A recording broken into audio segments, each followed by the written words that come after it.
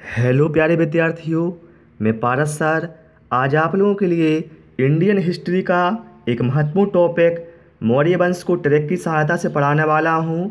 और जो यहां से महत्वपूर्ण प्रश्न बनते हैं वो भी आपके इस वीडियो में कंप्लीट हो जाएंगे। मात्र 15 मिनट का वीडियो है और आपका पूरा मौर्य वंश कंप्लीट हो जाएगा। यह ऐसा टॉपिक है जहां से आपको हर एग्जाम में क्वेश्चन देखने को मिलेगा। तो चलिए स्टार्ट करते हैं। मौर्य वंश जिसका समय था 322 ईसा पूर्व से 185 ईसा पूर्व तक। सबसे पहले हम मौर्य वंश के शासकों को क्रमानुसार देख लेते हैं कि मौर्य वंश के कौन कौन से शासक थे, वो भी क्रम अनुसार। तो इसके लिए मैंने ट्रैक बनाई हुई है। चंद्रबिंदु आसेक रथ से साली देवर सात बहे। बहुत आसान ट्रैक है। चंद्रबिंदु आसेक रथ से साली देवर सात बहे।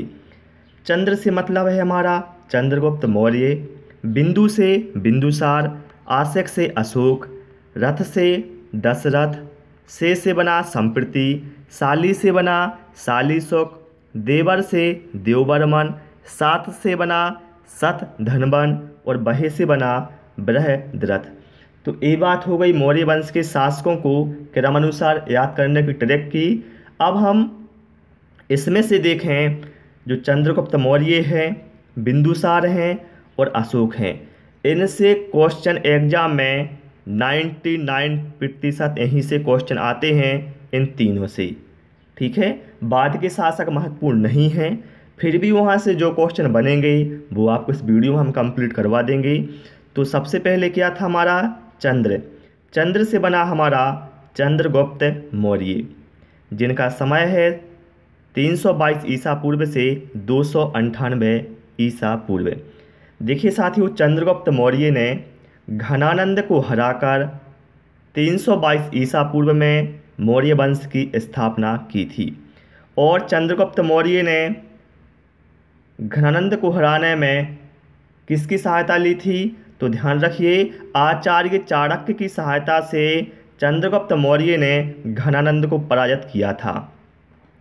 जितने पॉइंट बताता जा रहा हूँ नोट करते जाना। एग्जाम में पूछा गया है कि घनानंद को पराजित करने में चंद्रगुप्त मौर्य ने किसकी सहायता ली थी? तो ध्यान रखना, आचार्य चाणक्य की। क्योंकि आचार्य चाणक्य वो थे जिनका घनानंद ने बीच सभा में अपमान किया था। तो उसी समय पर चाणक्य ने सोच लिया था कि एक दिन में तुम्हारे वंश का ध्वंस करवा दूंगा। तो उन्होंने इसके लिए चंद्रगुप्त मौर्य को चुना था। ठीक है, और चंद्रगुप्त मौर्य ने बाद में चाणक्य को प्रधानमंत्री के पद पर रखा था। इतना क्लियर हुआ है आपको? अब देखिए, चाणक्य के अन्य नामों पर आते हैं। जो आचार्य चाणक्य थे, इनका अन्य नाम क्या था? कौटिल्य। पूछा गया है चाणक्य का अन्य नाम क्या था? कौटिल्य था। और चाणक्य के बचपन का नाम था विष्णुगुप्त। ये तो कई बार एग्जाम में आया हुआ है। बचपन का नाम क्या था चाणक्य का? विष्णुगुप्त। और चाणक्य ने एक बहुत प्रसिद्ध पुस्तक लिखी है जिसका नाम है अर्थशास्त्र। अर्थशास्त्र का संबंध किससे है? राजनीति से है। किसने लिखी है इस पुस्तक को? इसको लिखा है चाणक्य ने। ठीक है, चलिए इसके बाद देखें हम जो मौर्य साम्राज्य है, इसको प्रथम अखिल भारतीय साम्राज्य भी कहा जाता है। क्या कहा जाता है इसको? प्रथम अखिल भारतीय साम्राज्य किसे कहा जाता है? मौर्य साम्राज्य को। स्थापना किसने की थी इसकी? चंद्रगुप्त मौर्य ने की थी। कब की थी? 322 ईसा पूर्व में। क्लियर? और जो चंद्रगुप्त मौर्य की शासन प्रणाली थी वो कैसी थी? तो वो थी राजतंत्रात्मक। ठीक, चंद्रगुप्त मौर्य के अन्य नामों को देख लेते हैं, यहाँ से भी एग्जाम में क्वेश्चन आते हैं। देखिए, जस्टिन ने चंद्रगुप्त मौर्य को सेंड्रोकोटस कहा है। किसने कहा है? चंद्रगुप्त मौर्य को जस्टिन ने कहा है सेंड्रोकोटस। जितने पॉइंट यहाँ पर बताता जा रहा हूँ वो इम्पोर्टेंट हैं, एग्जाम में बार बार आए हुए हैं, इसलिए आप लोग कॉपी पेन लेकर बैठ जाएं और नोट करते जाएं। और जो मुद्रा राक्षस है, बहुत ही फेमस रचना है मुद्रा राक्षस। मुद्रा राक्षस में चंद्रगुप्त मौर्य को बिरसल कहा गया है। क्या कहा गया है मुद्रा राक्षस में? बिरसल। बिरसल का अर्थ होता है नीचे जाति में उत्पन्न या नीचे कुल में उत्पन्न, ठीक है। और मुद्रा राक्षस ये रचना किसकी है? तो रचना है विशाखा दत्त की रचना है मुद्रा राक्षस, ठीक है। इसके बाद हम आपको बता दें, जो बौद्ध साहित्य ग्रंथ है महावंश, बौद्ध साहित्य ग्रंथ है महावंश में चंद्रगुप्त मौर्य को क्षत्रिय कहा जाता है, ध्यान रखना, ठीक है। मुद्रा राक्षस में क्या कहा गया है? बिरसल, मतलब निम्न कुल में उत्पन्न। और जो बौद्ध साहित्य महावंश ग्रंथ है इसमें कहा गया है चंद्रगुप्त मौर्य को क्षत्रिय। आप देखिए साथियों, ये मोस्ट इम्पोर्टेंट है, कई बार एग्जाम में आ गया है, हर ही बार क्वेश्चन देखने को मिलता है। 305 ईसा पूर्व में चंद्रगुप्त मौर्य और यूनानी शासक सेल्यूकस निकेटर के बीच युद्ध हुआ था। सेल्यूकस निकेटर कौन था? तो सेल्यूकस निकेटर सिकंदर का सेनापति था, जो सिकंदर की मृत्यु के पश्चात बेबीलोन का राजा बन गया था। तो क्या होता है, 305 ईस्वी में चंद्रगुप्त मौर्य और सेल्यूकस निकेटर के बीच युद्ध होता है और इस युद्ध में सेल्यूकस निकेटर की पराजय होती है। बाद में सेल्यूकस निकेटर और चंद्रगुप्त मौर्य के बीच एक संधि हो जाती है और उस संधि के दौरान जो सेल्यूकस निकेटर है वो अपनी पुत्री कार्नेलिया की शादी चंद्रगुप्त मौर्य के साथ कर देता है और अपनी संधि शर्तों के अनुसार 4 प्रांत काबुल, कंधार, हेरात और मकरान चंद्रगुप्त मौर्य को देता है। कौन देता है? सेल्यूकस निकेटर अपनी पुत्री कार्नेलिया की शादी करता है चंद्रगुप्त मौर्य के साथ और काबुल, कंधार, हेरात और मकरान ये 4 प्रांत वो चंद्रगुप्त मौर्य को देता है अपनी संधि शर्तों के अनुसार। और क्या होता है, चंद्रगुप्त मौर्य भी सेल्यूकस निकेटर को कुछ उपहार देते हैं। तो वो चंद्रगुप्त मौर्य सेल्यूकस निकेटर को उपहार स्वरूप 500 हाथी भेंट करते हैं। कितने हाथी देते हैं चंद्रगुप्त मौर्य? चंद्रगुप्त मौर्य ने 500 हाथी दिए थे सेल्यूकस निकेटर को, ठीक। आप देखिए, एक कई बार एग्जाम में पूछा गया है, सेल्यूकस निकेटर का राजदूत कौन था? तो सेल्यूकस निकेटर का राजदूत था मेगास्थनीज। मेगास्थनीज के द्वारा एक पुस्तक लिखी गई है जिसका नाम क्या है? इंडिका। इंडिका में मौर्य साम्राज्य की भव्यता और प्रशासन प्रणाली का वर्णन किया गया है। किसने लिखी है? इंडिका पुस्तक लिखी है मेगास्थनीज ने। मेगास्थनीज कौन था? सेल्यूकस निकेटर का राजदूत था। और ये भी क्वेश्चन आया हुआ है कई बार कि मेगास्थनीज किसके राज दरबार में आया था? तो ध्यान रखना, चंद्रगुप्त मौर्य के राज दरबार में आया था मेगास्थनीज, ठीक है। चलिए आप देखें, चंद्रगुप्त मौर्य जैन धर्म का अनुयायी था और जो जैन मुनि भद्रबाहु थे उनसे इसने दीक्षा ली थी। किसने ली थी? चंद्रगुप्त मौर्य ने।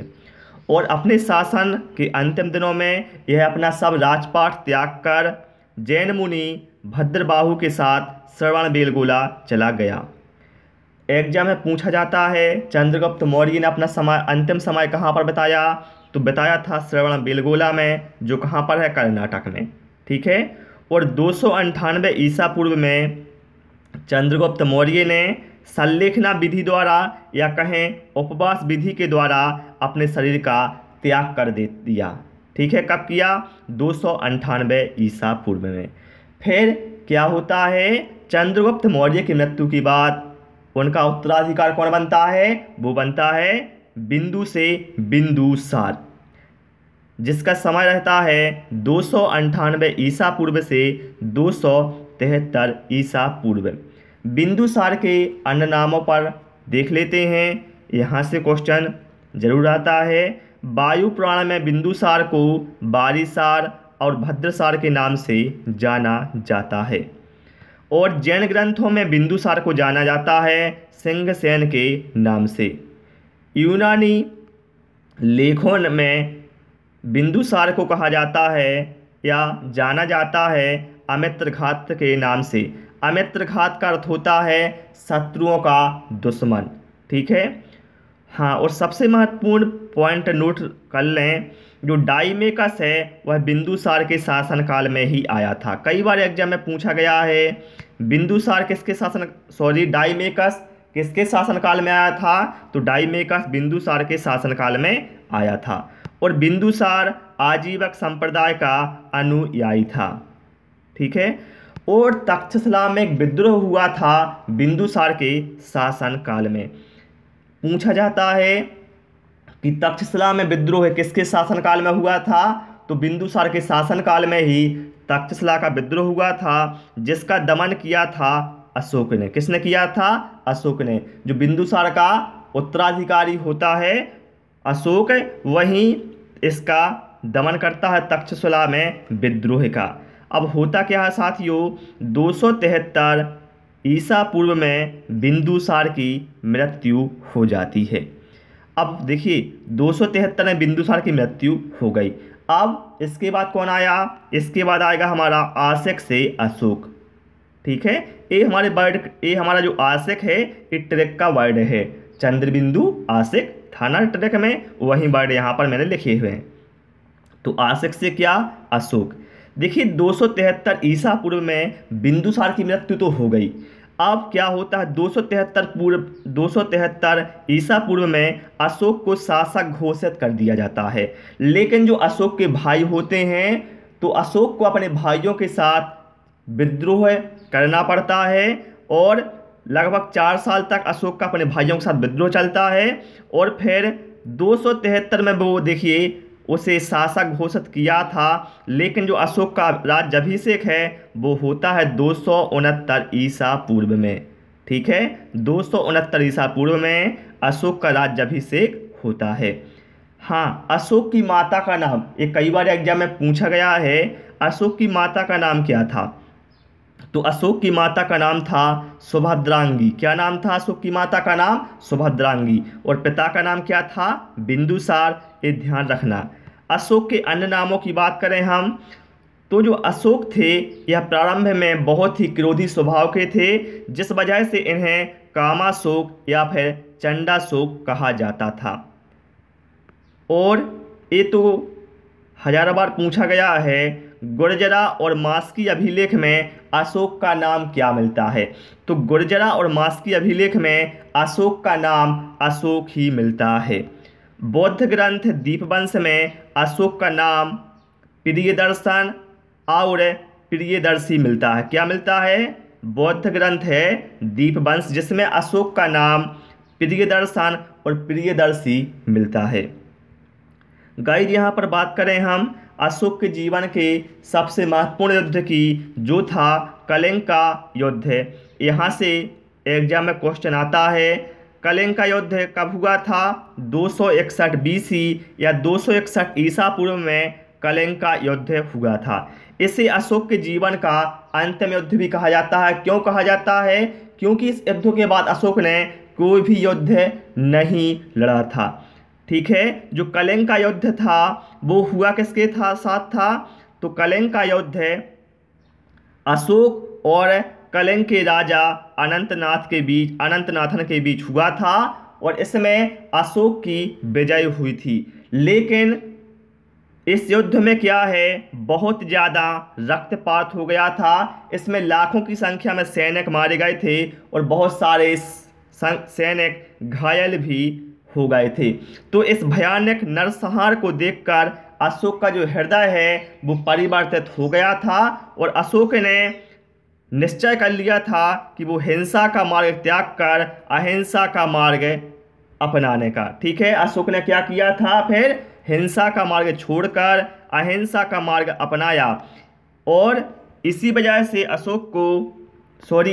इस युद्ध को अशोक के जीवन का अंतिम युद्ध कहा जाता है। ठीक है। और जो कलिंग का युद्ध है इसकी जानकारी कहाँ से मिलती है? मोस्ट इम्पोर्टेंट पूछा गया है। तो 13वें शिलालेख से कलिंग के युद्ध की जानकारी मिलती है। ठीक है। अभी मैंने आपको बताया कि कलिंग के युद्ध के बाद क्या होता है, अशोक ने अशोक ने हिंसा का मार्ग त्याग कर अहिंसा का मार्ग अपना लिया। और अशोक ने क्या किया, बौद्ध धर्म को अपना लिया। और बौद्ध भिक्षु उपगुप्त थे, इनसे अशोक ने दीक्षा ली। पूछा गया है अशोक ने दीक्षा किससे ली थी, तो अशोक ने दीक्षा ली थी बौद्ध भिक्षु उपगुप्त से। और इसके बाद अशोक ने बौद्ध धर्म का प्रचार अपने देश विदेशों में बहुत ज़्यादा किया। और अशोक का पुत्र था महेंद्र और पुत्री थी संघमित्रा। तो अशोक ने बौद्ध धर्म के प्रचार के लिए अपने पुत्र महेंद्र और अपनी पुत्री संघमित्रा को श्रीलंका भेजा। कहाँ भेजा, श्रीलंका। क्यों भेजा, बौद्ध धर्म के प्रचार प्रसार के लिए इसने अपने पुत्र पुत्री को श्रीलंका भेजा था। पूछा जाता है, पुत्र का नाम पूछा जाता है, पुत्री का नाम पूछा जाता है, कहाँ भेजा, क्यों भेजा, इस सारे पॉइंट ध्यान रखना। ठीक, जो मैं बोलता जा रहा हूँ वो आप लोग नोट करते जाएं, क्वेश्चन आपका यहाँ से बाहर नहीं जाएगा।